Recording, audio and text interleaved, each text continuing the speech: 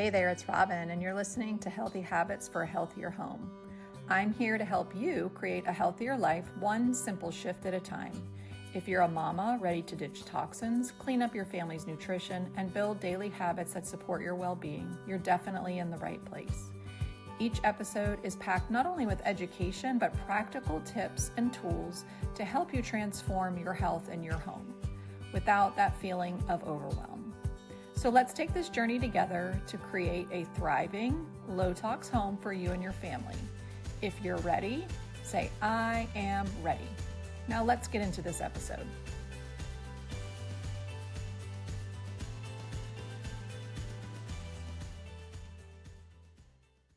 Hey y'all, welcome back. I am so excited. We're actually having Dr. Christy Tompkins back on for the second time because we're just so aligned when I see her content when, there's so much going on in this perimenopause, menopause stages of life, but I really love her spin and take on things. And I think she has a lot of wisdom to share. So just a little bit about her. If you have not listened to her on the last episode, I will drop that into the show notes so that you can go back because we talk a lot about nutrition and the basics, but this is going to dive a little bit deeper. And then we're going to kind of transition into something that's actually really exciting and during this time. So she's been practicing for 18 years. She's a naturopathic medical doctor. She's grown her practice as more of a women's health and lifestyle medicine expert, supporting women in all stages, but she really does truly love that 40 to 60 range of people going through this, I will say, challenging but amazing new chapter of life. And it's going to be very different for everybody. So this is sort of what we're going to talk about, and I'm super excited. So thank you so much again for coming on. How are you today? Hi, Robin. I'm excited to be here too. Yeah, thank you for inviting me back. Yes, absolutely. So as you know, for those listening, and then I know that Dr. Christie also knows, I'm postmenopausal and I'm on a wild ride, just like most people that are in this midlife chapter. And I wanted to first just sort of dive into some of the differences between perimenopause and postmenopause, because I feel now that I've gone through one transition through the other and am now in that last forever phase, I definitely have noticed some differences. So I would love to get your take on that. Yeah, so perimenopause, the word peri just means around, like perimeter. So it's basically it's a transition period of time, and that could be a year, that could be a few years, that could be 10 or 15 years. And what often happens for women is there are subtle changes in your menstrual cycle, and they may be so subtle that you don't even notice. Changes in your mood, changes maybe in how your body stores fat, changes in how you feel right before your period. So there's these subtle clues. Some women are very in tune with their body. I would say for a lot of women in their late 30s, at least when I was in my late 30s, I didn't think I was perimenopause. If you had said I was perimenopausal, I would have been like, no way, I'm not even close to being that M word menopause. But what happens is it's typically biologically or chronologically based on your age, but also your symptoms too. And so for some women, they might start noticing changes late 30s, early 40s, definitely mid to late 40s. If you are a woman who's going to stop having a period around, let's say, age 50, that's about the average. And so for a lot of women, they're going to go through some changes. Um, and that's okay because that's a normal process leading up to menopause when it completely stops for 12 months and it's not coming back. What's interesting though about perimenopause is you can have life interruptions like stress or a chronic illness or medication use or something unusual in your life that, number one, can either throw you into menopause or perimenopause sooner, or sometimes it can temporarily stop your period because of this stress or because of this circumstance. But that doesn't mean that your period isn't necessarily coming back. Something like maybe a thyroid condition where, let's say, you have a thyroid that has gone undiagnosed or untreated, that can interrupt your cycle and that could sometimes temporarily stop that. And it may come back. So For a lot of women, there's a lot of variability when it comes to the symptoms that you start having, and then when it finally stops. And I think that's the key here that I really want women to understand is that this t- this timeline of perimenopause may be just a few years, and those first few years you may not even realize you're in it until then you start to notice. You're like, oh, a little bit more belly fat, my period's heavier. My period's now 25 days instead of 28 to 30 days. I'm now starting to notice that I get kind of achy before my period when I never used to have that before. Or now I'm having these, I wrote about this recently. Now I'm having these rage episodes where I'm like screaming at everybody. And maybe that's not to say anger is a bad thing, but maybe that's not part of your personality. Maybe you're not somebody that's overly aggressive all the time at everybody. So these changes that happen, yes, they're normal, but it's also telling you kind of where you are sort of in the timeline of So I perimenopause. want to stop you just for one second because, like, as you're going through these things, I think the biggest disservice to women ages 30 and up is that when you do have symptoms, let's say like where you're, I wouldn't even call it rage, but you just feel like edgy all the time, or you feel like you have times during the month where you feel more than that. If you went to the doctor, your regular doctor, because that's who we're told to go to at the beginning, right? Like, what is wrong with me? Why am I? I mean, the first thing that they go to is anxiety, depression, stress. It's like, what, no, at least in my experience, when I went and I was like, I think I might be in period. Like at this time, I was just dipping my, but I'm like, I think I might be. And they're like, well, you might be, you have to kind of move through it.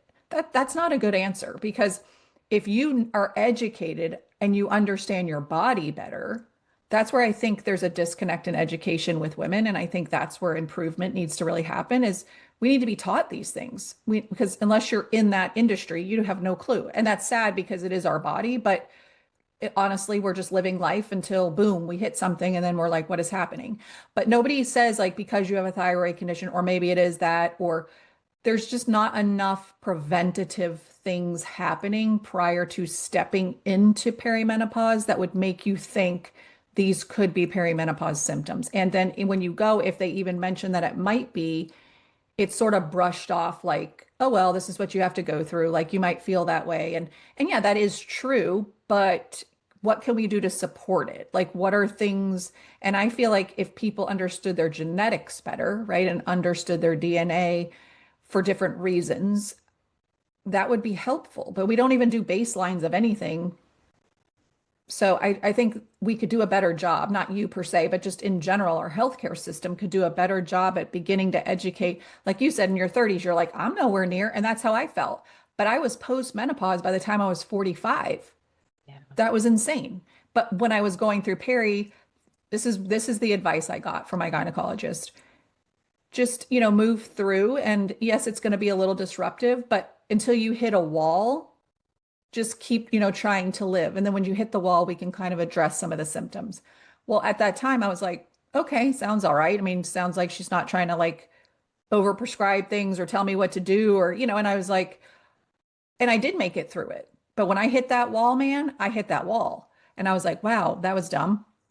Like so stupid. Like I should have been supporting myself all along. And that's sort of the message I put out to anybody that will ask me is do the before work so that you're more empowered, you're set up for success when you do get to the post. Because the post has some beautiful things in it. That I mean, I've experienced some challenges, but I've also experienced some beautiful things. But I want to touch on just really quick. Dr. Christy put an email out. So if you're not on her email list, you should definitely join it. Check out her Instagram page, which all of that will be in the show notes. But she put out an email that was talking about the common, uncommon symptoms. And as I read through them, I was like, yep, yep, yep, yep, like all of these things. But at the beginning, I would never have thought that those were menopausal signs. And I did have someone say, maybe you have anxiety. I didn't have anxiety. I I was going through perimenopause and my hormones were all over the place. So I felt a little more anxious at different times in my life. But like you said, where stress comes in, it can also create a big chaotic thing as well. So Really quick, I want to just back up to where do you feel like genetics and then a quick talk on just HRT. How do you feel that those come into play to help people with symptoms, but as they try HRT, if things are not a fit, how would people know that? Well, to go back to what you Yep. just said a few moments ago about anxiety is a big buzzword right now, and it's thrown out so often. And Hmm. I think having an anxiety disorder is very different than Yes. feeling anxious or even Yes. feeling stressed, feeling overwhelmed, feeling like you're unable to cope. I really think that's what it is there's a lot of people who are unable to cope, men and women of all ages. And this word anxiety is thrown out like it's a badge of honor. And it's somewhat annoying, actually, because I 100% agree. there are people who legitimately have an anxiety disorder, and that's a completely different thing. And what 100%. what are the root causes of that? That's a whole other conversation for that person.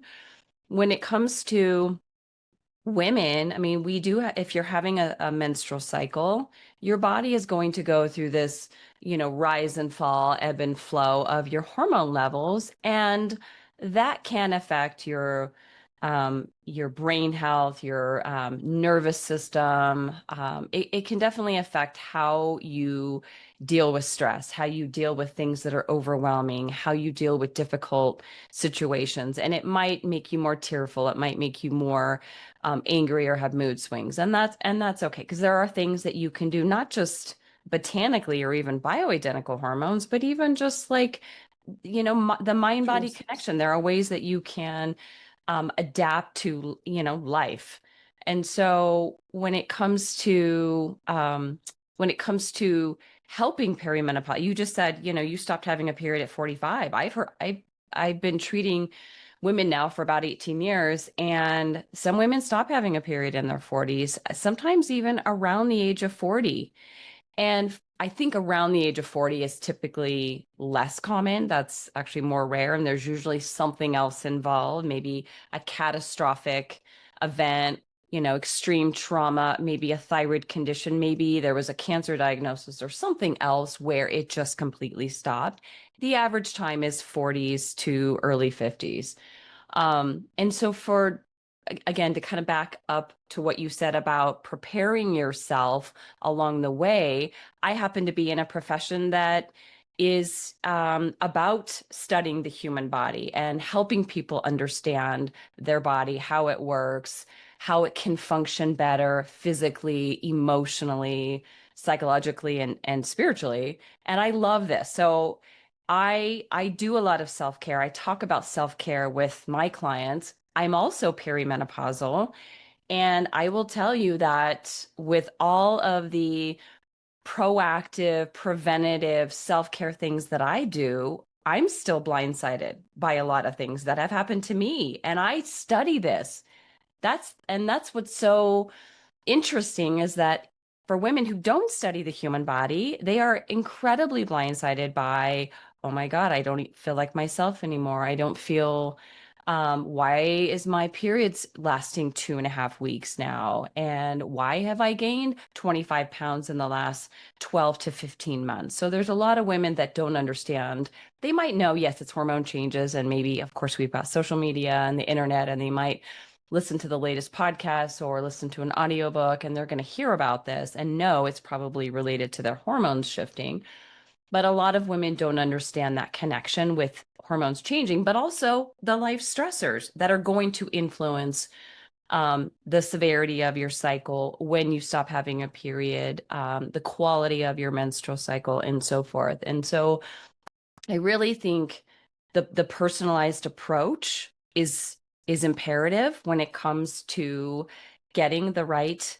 And you can get the diagnosis to say, yes, you're perimenopausal. But if a woman comes to me and she's 45 or 43, she's definitely perimenopausal based on her age, but she may stop having a period at 55. And that's where talking to somebody like me who can really um, be a bit more discerning when it comes to her symptoms, run some appropriate lab testing, and kind of going to your question about does HRT work? It sometimes it really is about the woman, and sometimes a little bit works. Some women need a bit more. Some women don't need any hormones. And based on the work that I've done over so many years in helping women with a variety of treatments, I will say that it's not a one size fits all, and it never really should be.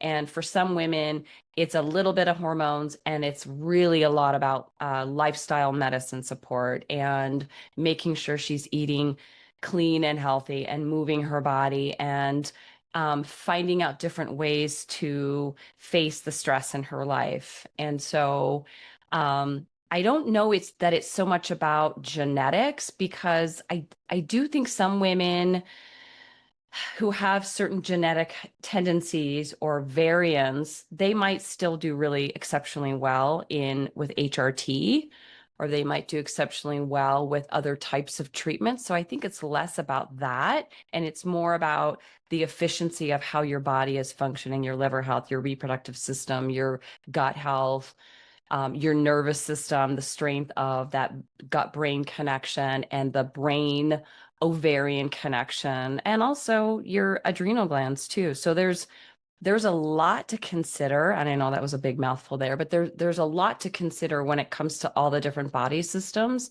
and what works for a female.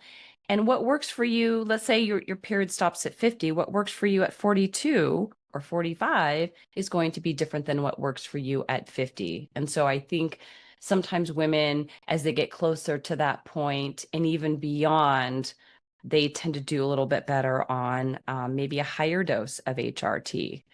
And maybe a higher dose of HRT at 43 or 44 is going to cause her to gain weight, or she's going to become estrogen dominant or irritable, or she might have more, breast tenderness and so forth, acne breakouts from too much testosterone. So it is that case by case basis, and it should be. And that's the beauty of this type of healthcare approach is it has to be individual and not just person to person, but who you were several years ago and who you're going to be in a few years, and what works for your body. And it has to keep evolving because you're evolving.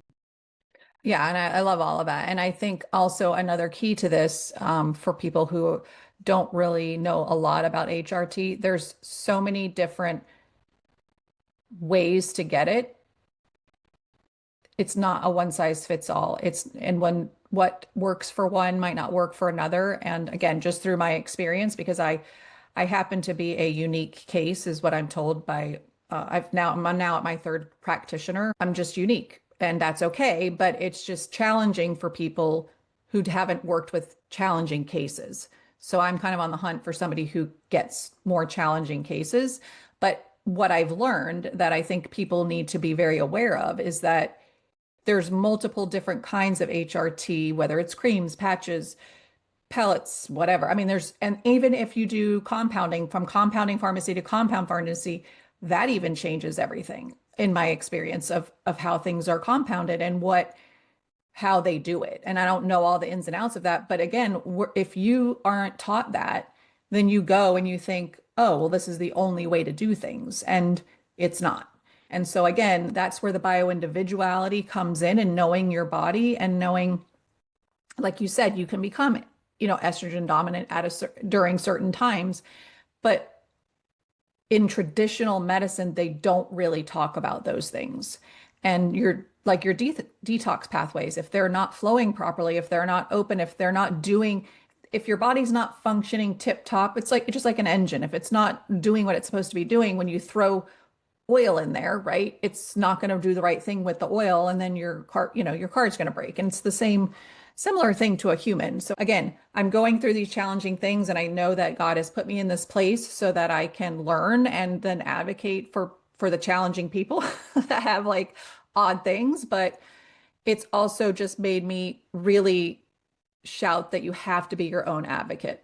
You have to not be afraid to ask the questions. But I really feel like when you're going through this process, the most important things are having those self-care practices, are having good mind-body connection, listening to what your body is actually saying, having breathing techniques, and I want to just touch really quick on the anxiety thing, because I think it is a word. I think some people really do have like anxiety disorder, and this is not who I'm speaking of, but then just people that have regular stressors in life that feel anxious.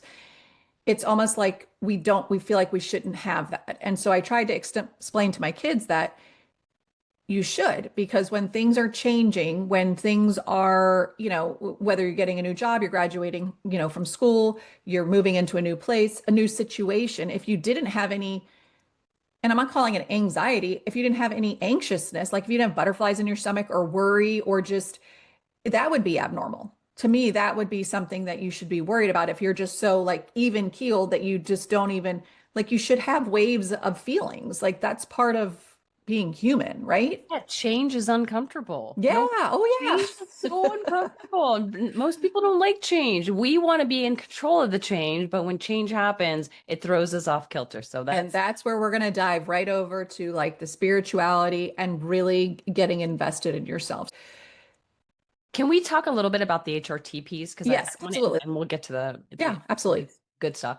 When it comes to HRT, you're right. There are so many options and it's almost overwhelming, which is great. Again, finding the right HRT treatments that work for your body is key. And being able to talk to somebody who can say, this is what this is going to do for you. This is the pros and cons of this. This is the pros and cons of this.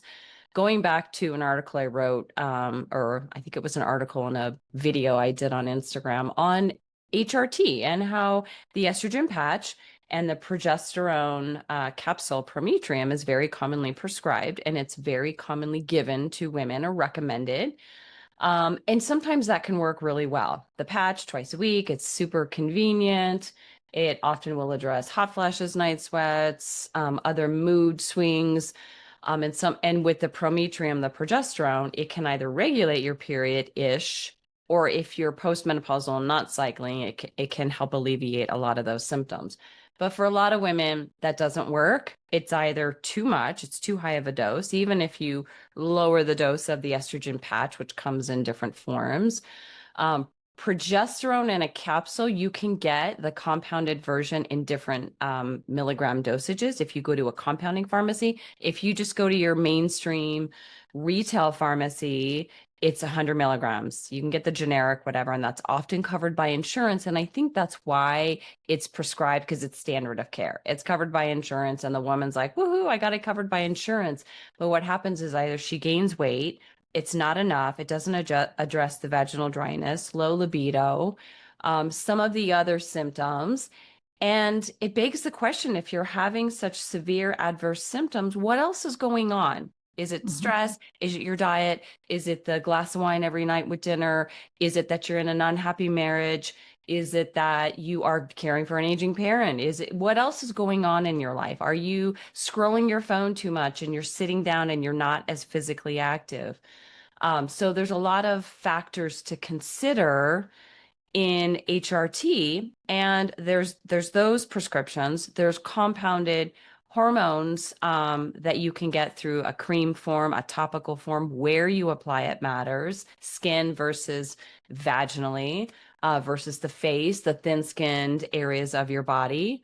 There's the liquid form, there's a troche, kind of like a dissolvable form in your mouth. There's the pellets, which is all the rage these days. The pellets can work well, or if you get too high of a dose, it's too high of a dose. And then you have to ride it out and you have to let it metabolize through your body. And it's either too much, and now you've got excess estrogen or excess testosterone, which is great because it can boost your libido, but it can also cause excess body hair and acne breakouts and aggression in women that is not healthy for your relationships.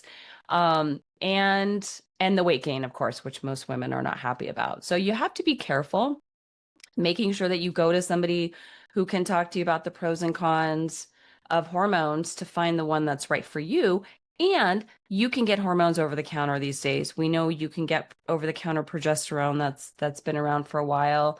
I would caution that because sometimes that works well, sometimes It can either backfire and it's not the right form or the right dose for you, or it can lead to other symptoms, or it's not really addressing the root cause. You can get over-the-counter DHEA cream, you and in a capsule form as well. That also has side effects. And these days you can get over-the-counter estriol cream, which is a weaker form of estrogen. And you can also get over-the-counter estradiol now. So it's being discerning on using these and knowing why you're using them in the right form, in the right dose. And if you do get symptoms, that's where it becomes imperative to talk to somebody to say, okay, it sounds like you're getting too much of this. Let's cut back. I mean, there's many times in my career working with women where I've said, let's cut this out for 30 days. Let's just stop all hormones and see if your body can go back into its own rhythm or balance. And then let's restart one at a time, maybe at a lower dose. I tend to prescribe a pretty low dose anyway. But often women, sometimes they don't do well on hormones at all, and that's okay too. So, again, this is for everybody listening. It's a wild ride. It's like the wild, wild west. There is not one person that's going to most likely ever get it right on the first try. And it's not for the lack of knowledge, judgment. It's because everybody's bio-individual and it's because everybody's got different body chemistry and things going on in their body and their personal life and all of that. So just know if you decide and when you decide to dip your toe into that, you've got to brace yourself because it is going to be a lot of trial and error. And it is being with somebody that you feel like you can communicate well with and that really hears you and understands, um, because that's a huge part of it. And there is or at least in my experience, because I've been to a couple of different people and I've gotten on and off. And really, what really prompted me to go back to it and try it again was just the long-term cognitive bone, like those are the things I'm most concerned about. Yeah, vanity stuff, but that's not really like for me. I just want to make sure if I can do something that's going to protect my bones a little bit better, my heart a little bit better, my brain a little bit better, I want to try that because those are my most important vital things to keep me having like longevity, good health for a longer period of time. So, and again, And that's the bone health, the cardiovascular health, the brain health, and that's where that exercise, just to put a plug in for yeah, muscle strengthening. I mean, yes, whatever you love to do, dancing, swimming, walking, running, biking, hiking. I think the muscle strengthening, using weights, using your own body, that is a game changer. And I know 100%. I love that there's so many women today on social media, the different platforms that are 50 and above that are getting into like muscle strengthening. And I used to hate the the videos on like somebody at the gym. I'm like, I don't want to see that, but I kind of love it now, especially with women who are late 40s, 50s and beyond, and they're getting into the barbell classes or even just like the kettlebell, or I love simple dumbbells. I've increased my weight over time, but I think that is a game changer, not only in how strong you feel, but it actually is a fat burner and it does help support mood and sleep, and it supports your bone health too. Mhm. And as we know, women are more prone to osteopenia, osteoporosis, and the muscle strengthening, of course, with the diet, the healthy, nourishing foods, and the stress management, that is really going to help you for the last, the second half of your life. And Yeah, I agree with that. I think strength training, I don't even I call it functional movement because I'm not a gym person. I never was. And, years ago when I got into CrossFit a little bit, I'm sure it was my friends were doing it, but it was also more of a vanity thing, and now, I mean, I just want to be able to get up and down. I want to be able to lift things. I want to feel good. But since I have been weight training over the last 6 months, like more consistently, not just, I've definitely noticed a difference in just a lot of my day-to-day things and my moods and my energy level and things like that. But prior to that, there was an exhaustion level that was different. So I'm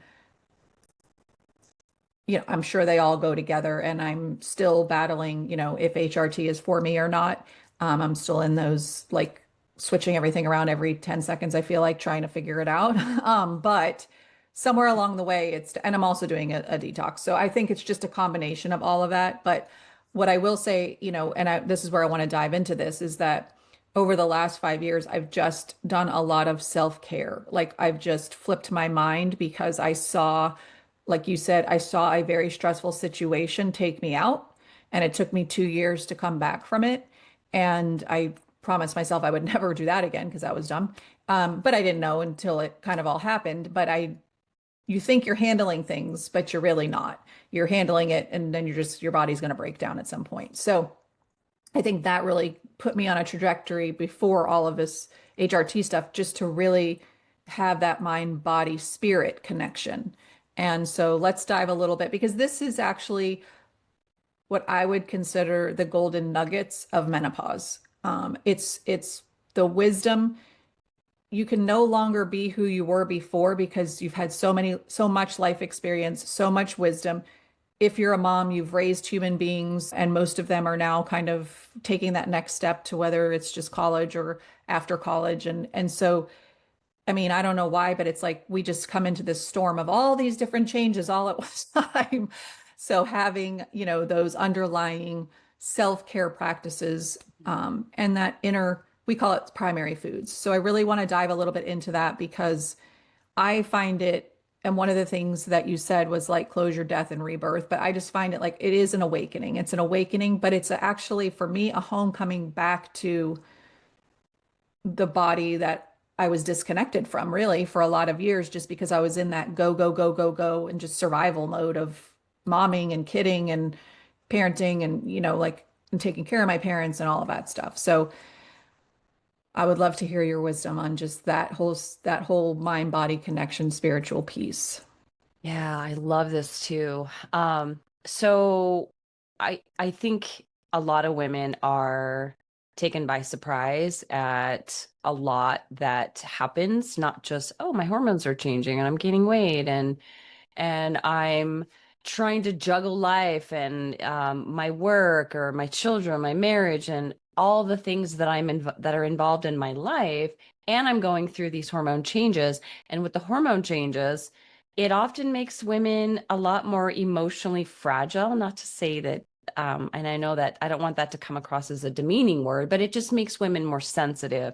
So sometimes women are not able to cope with the life changes because of these hormones that drop. And when we're younger, we're a lot more resilient for a million reasons, but I think the abundance of hormones allows us to just kind of roll with the punches a little bit easier.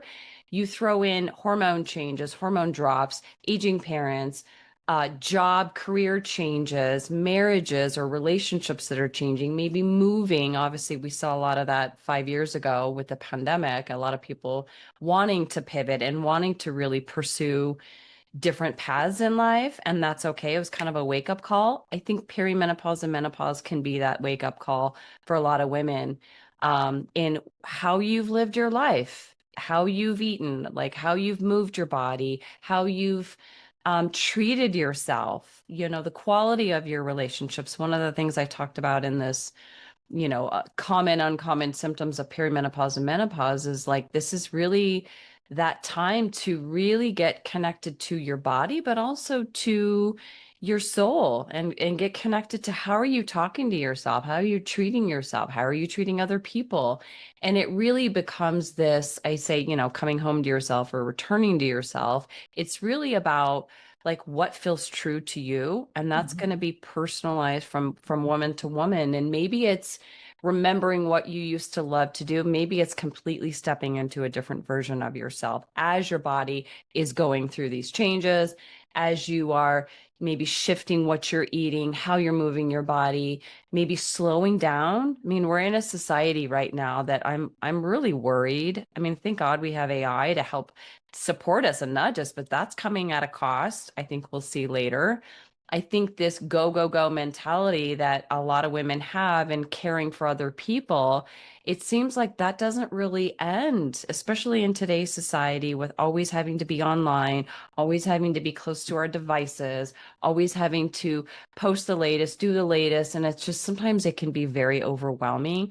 And I think that's why this word anxiety is thrown around so much because there's so many different distractions, and that in itself makes perimenopausal or perimenopause and menopausal women, we are masters at multitasking, but then you throw all these other things into our lives. And with the hormone changes, it makes it almost impossible to roll with those punches, so to speak. And so It's funny that you say that because I was thinking a couple months ago, like back to my grandmother's, and they did work a little bit here and there, but for the most part, by the time I was of an age where I could remember things, they really didn't. They stayed home with the kids, and then they, I don't know, after retirement, they did their But I feel like they lived in a much slower paced world.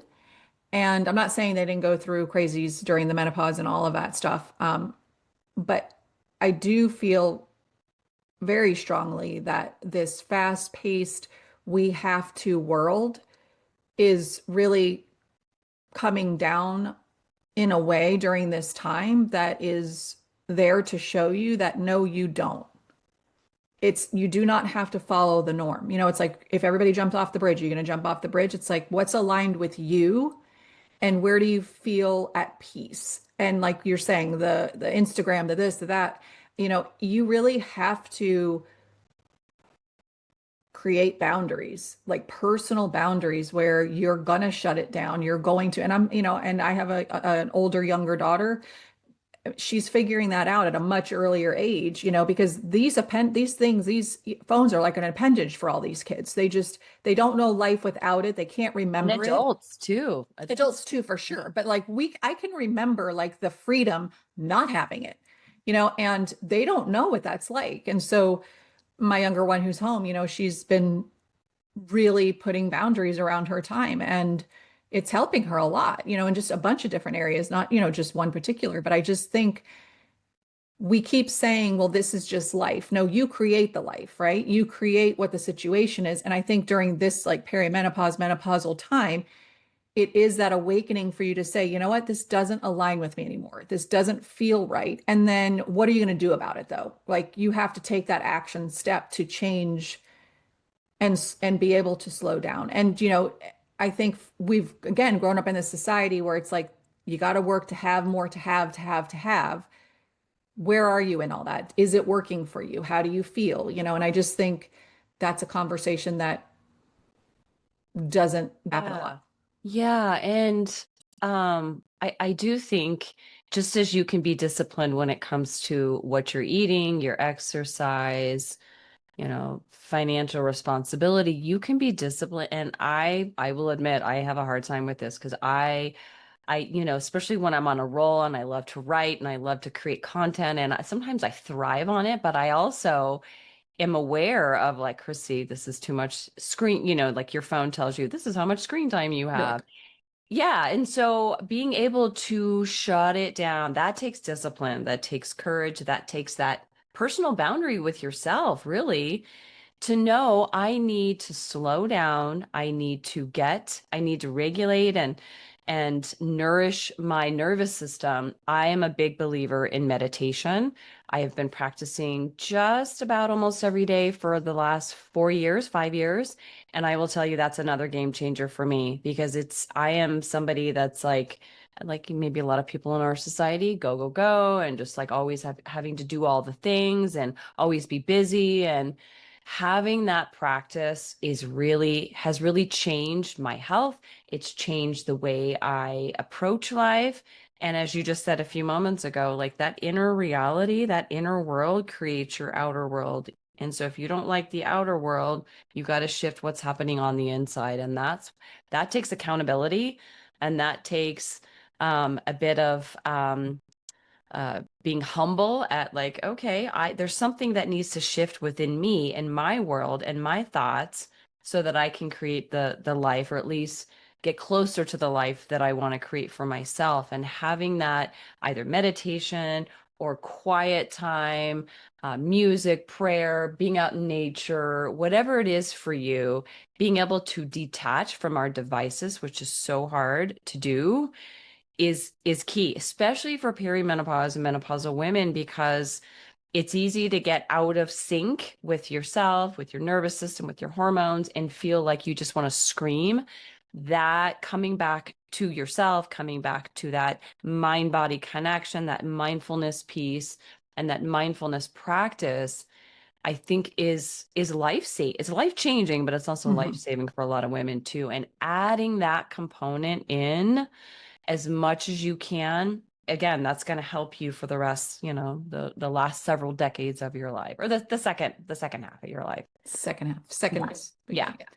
Second. I agree with that 100%. And I think when I was talking about like self-care practices, that was the one thing 4 or 5 years ago. It's probably been 5 years at this point, but that every morning I just dedicated time to do that. And that is where a lot of the shifting does take place. Now, a lot of people say, I can't do that. I can't sit quiet. It's really not about sitting completely still and quiet. It is about hearing your own self. It's about hearing what is happening in that brain of yours. What are the thoughts that you're having?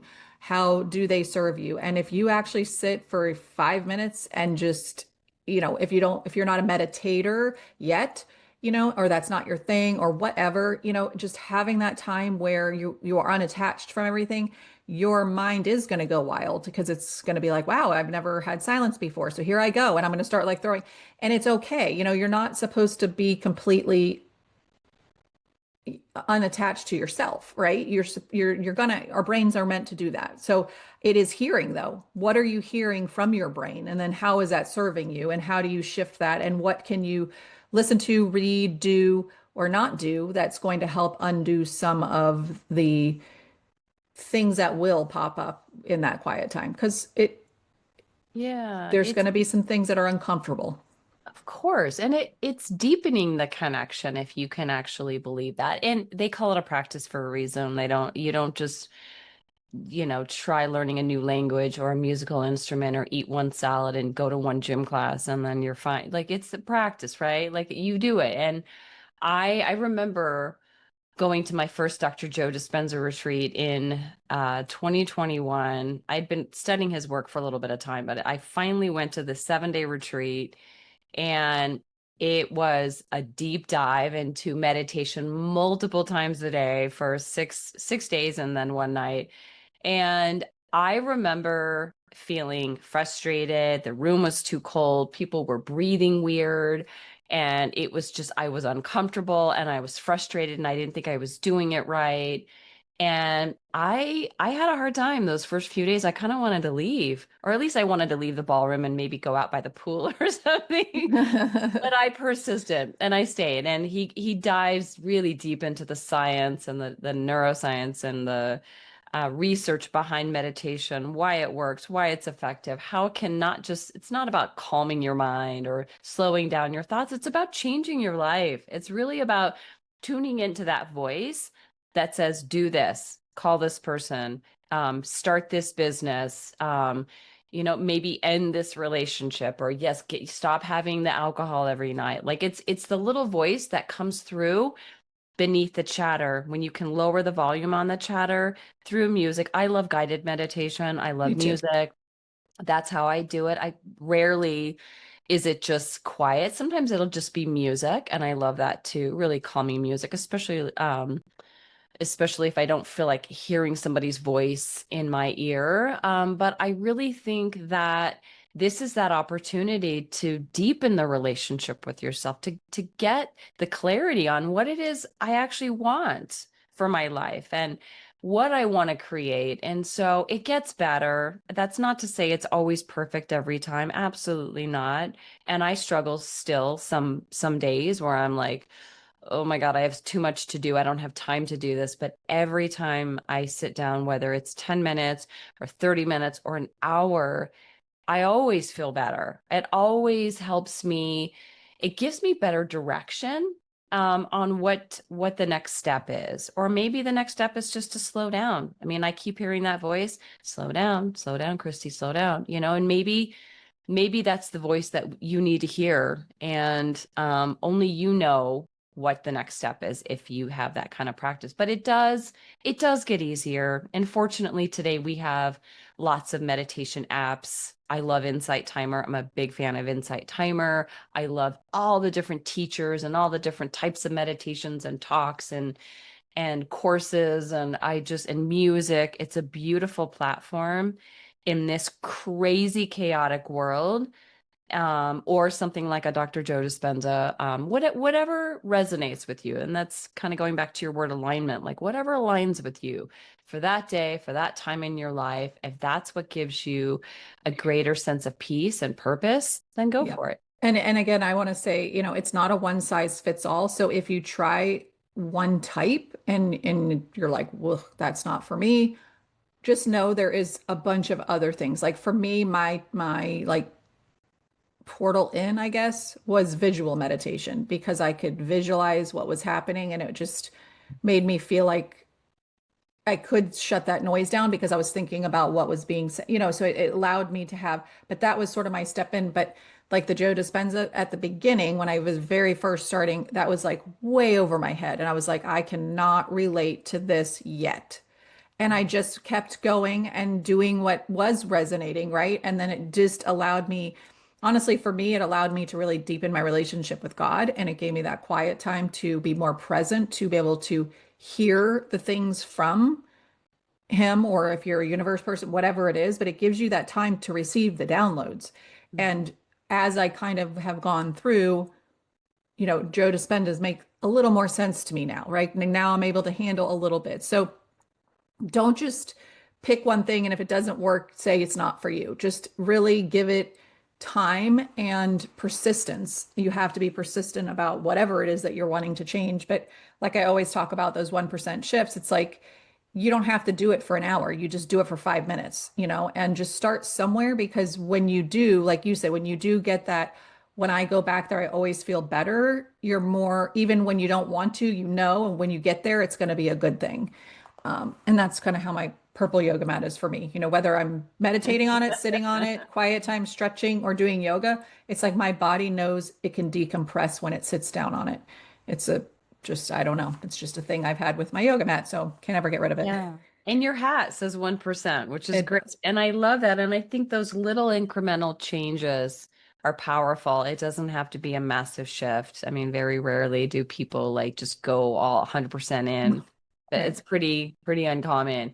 The little shifts that you do every day, they do matter. They do add up, like anything, whether it's building a business or strengthening your body or practicing meditation. It really does. It has that compounding effect, Yeah, for I sure. love, which One of the things you said here, that I really feel a lot of these things that you had listed, um, during this menopausal phase for me. And one of them that, is the intolerance of BS, superficial things that just really don't align anymore, and it's interesting how I'm a pretty easygoing person, but it's interesting how my I'm just changing, evolving, I guess.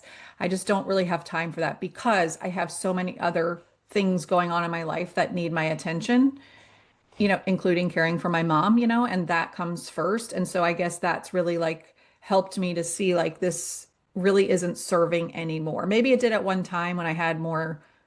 I don't think it really ever did. It probably just thought it did.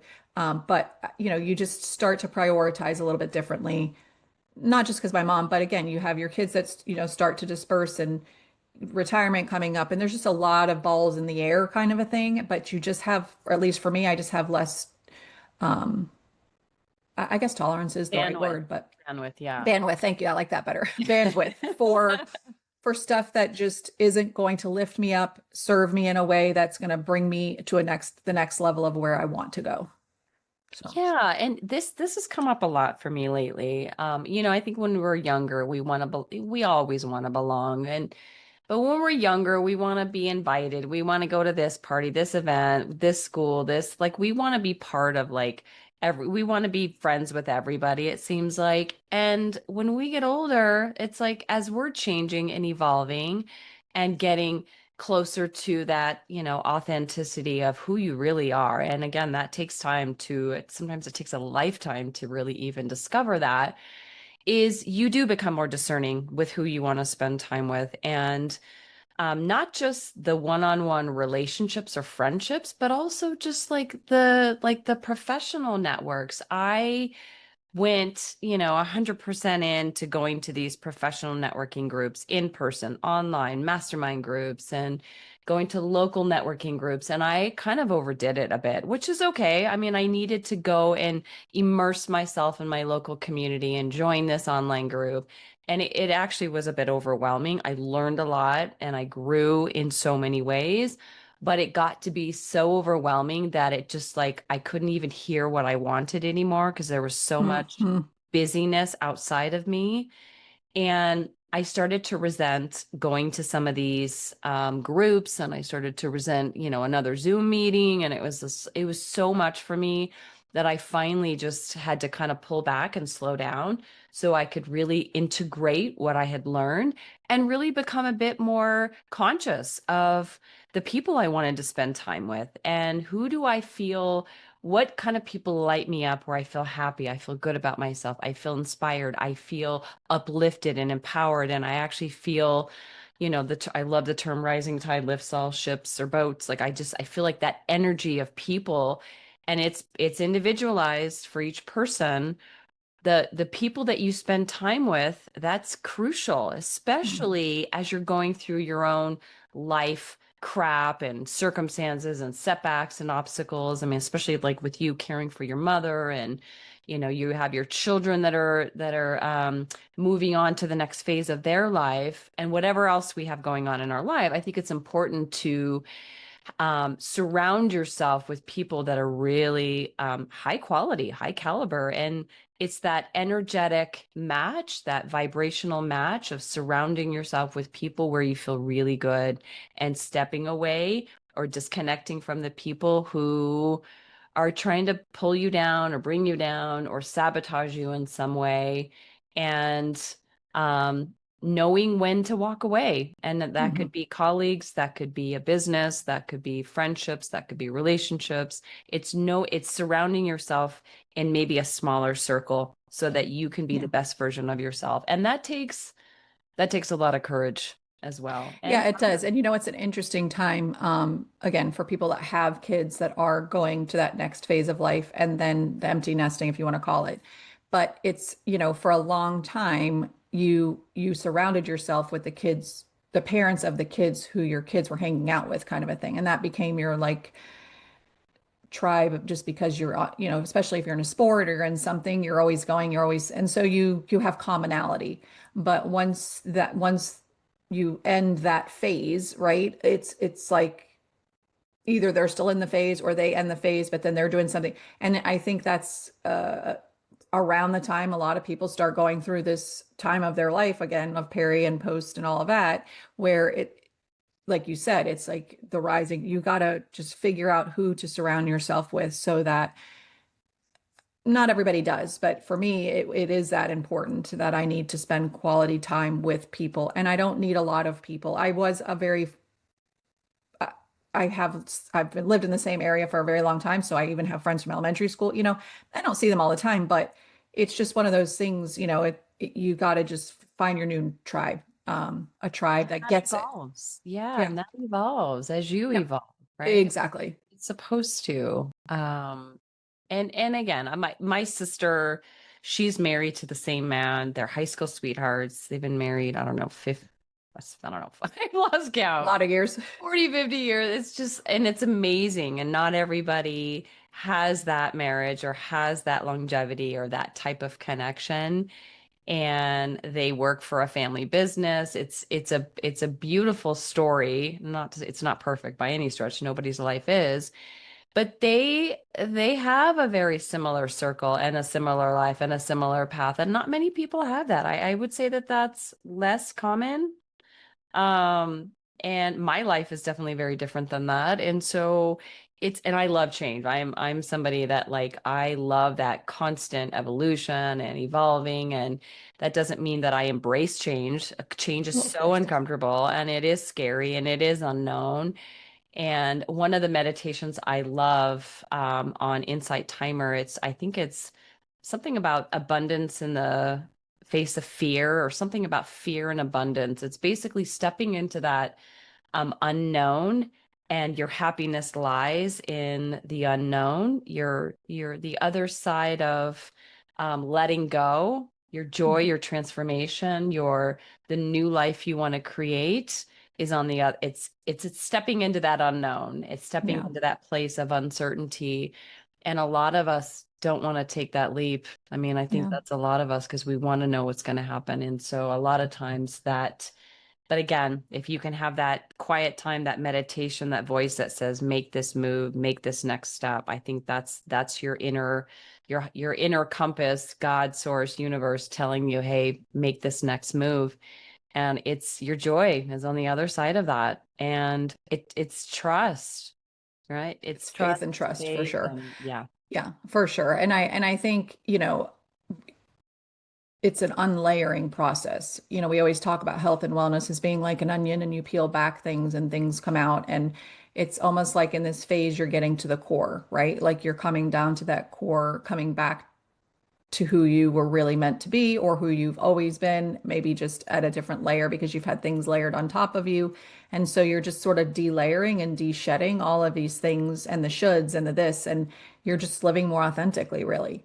So this is all to say that there's always challenges in life, right? And there's no exception for perimenopause or menopause, postmenopause, wherever you are on the journey. There's reasons why we go through all of this, and we don't really understand it while we're sitting in it. But like for the Peri part, I'm now in post, and I do think that I know why I went through some of those things. And it was the beginning of the change, right? It was the beginning of trying to get through some of those challenges, but understanding. And now looking back, I think I can see some of that.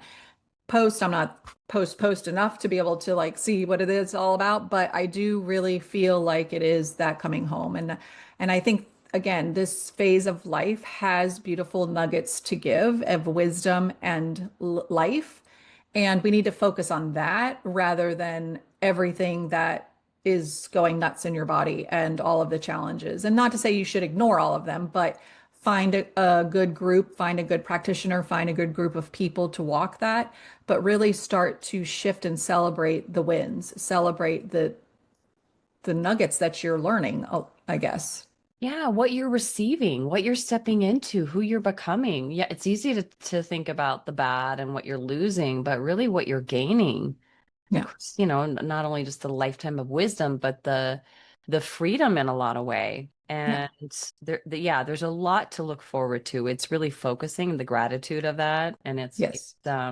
that's key as well, is to remember what you're gaining, not what you're losing, and that's everything. But especially for postmenopausal women who are like, there's a lot of loss during this time in a lot of ways, and it's that appreciation for what has been and then what's to come Yeah. is Yeah, it's exciting. The what's to come, I think you yeah. can make it exciting if you have a good mind-body connection, Mhm. and listening to what your body says and hearing what your mind says, and not just disassociating from all of that, because it really does matter. And that's why I love, being an integrative, holistic integrative coach, because it's not just the food on your plate. It's not just the movement. All those extremely important, and that's my passion. It is all the things on the primary side, which are the things that feed your soul off your plate, which is joy, relationships, you know, environment, how your home is, your home cooking, like all of that matters. It's not just what we were taught, which is diet and exercise and kill yourself. It's not those things. It's like a very, very, very small component of being holistically healthy. I think that's incredibly important to have that whole person view of your life, And no, it's not about just the physical body. That's important too. That's your temple, but it really is embracing and integrating that mind, body, spirit approach, Yeah, for sure. so that you have that greater sense of meaning in life. And that's, I actually wanted to add something a moment ago about this time in a woman's life. I love the power of sisterhood and community. And again, that could be a very small group.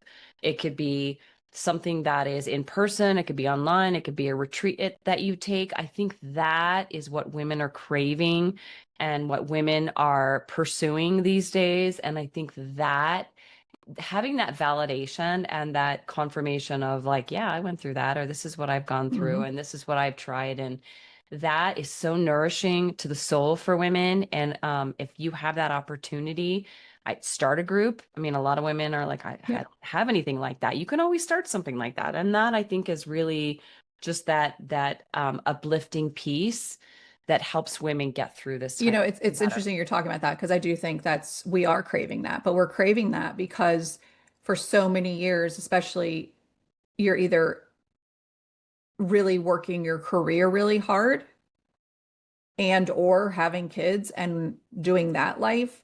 And not that you've forgotten about yourself, but you haven't really grown something for yourself. And so this is another like nugget of time that I find to be really awesome during like this postmenopausal phase of life or just empty nesting, all of it, the midlife, is that we have the time and we are craving something just for us, not because we're going to the soccer tournament or not just because we're going to do X, Y, and Z because our kids are doing it, but it's truly for us.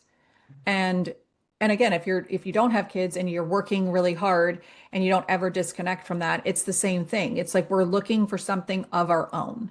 And I do believe that that really is part of someone's transformation when they can find that. So Yeah. as we're ending, what are just a couple of non-negotiables that you've created recently that have become non-negotiables because it could be an old thing too, but just that you know that without these things, you're not going to show up as your best self and you're not going to have the best health and wellness. It's the same answer I gave last time. Okay. Love it.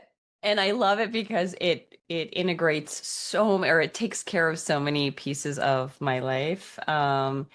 It's the physical movement, it's the exercise, whether it's cardiovascular aerobic class, muscle strengthening, weights, gym class. I love that because for me, not only does it help alleviate the stress and makes my body stronger, but it becomes this portal. I get a download of information literally within like seconds sometimes. And it's like, a problem I'm struggling with, or I can't resolve something, or I need greater insight, I need clarity, and I really get the information that comes flooding in when I move my body. So that's a non-negotiable. That's a non-negotiable. Recently, I started getting back into swimming. I live in Colorado now. I grew up in Northern California, and we had a pool growing up. Everybody in the neighborhood had a pool, and we were always swimming or boating or going to the ocean or lake. And I got away from that. And I love anything to do with water, rivers, lakes, ocean. And recently I started swimming in a local pool and just swimming a few laps. And I forgot how much I love the water. I love that. And I'm a water sign. My birthday's in July. It's coming up. And so I love anything to do with swimming. And so for me, it's so freeing. And if I happen to be on vacation and there's an ocean, I'm going to swim in the ocean too. So it's finding things that you love. Dancing, I don't do enough of that. That's another thing that's very liberating and allows me to just feel the sense of freedom and also clarity as well. I'd say the nutrition piece, that's incredibly important. For me, really, it's the physical movement and the meditation practice. Those two together, oh my God, I don't know what I would do without that. It really has transformed my life in a way that I would not have predicted. And that is what non-negotiables are, right? They are those things that without you would be a different person. And when people are trying to figure out their non-negotiables, right? Because some people have never done that, you have to try on a lot of things. You got to build little habits and try them on. And when you let go of that habit, how does it make you feel? And when it is that when you go back to it and you're like, oh, I forgot how much I really needed that, then you know that has to Totally. become a non-negotiable. You know that has to be put into those daily routines if you want to show up as your best self. So I love those. I love that you shared that. I love that you shared something going back to something you used to do that brought you joy, that is reminding you that you can still find joy in things. And I tell people all the time, where do you find joy? And they don't know because they've just given up a lot of those fun things because when you're a kid, you're doing all these fun things. And then all of a sudden, someone told you along the way, when you're an adult, you don't do those things. And it's like so untrue. And it's just sad that we haven't really, as a society, kept that more at the forefront of that is how you keep well is by finding things that bring you joy and doing those repetitively.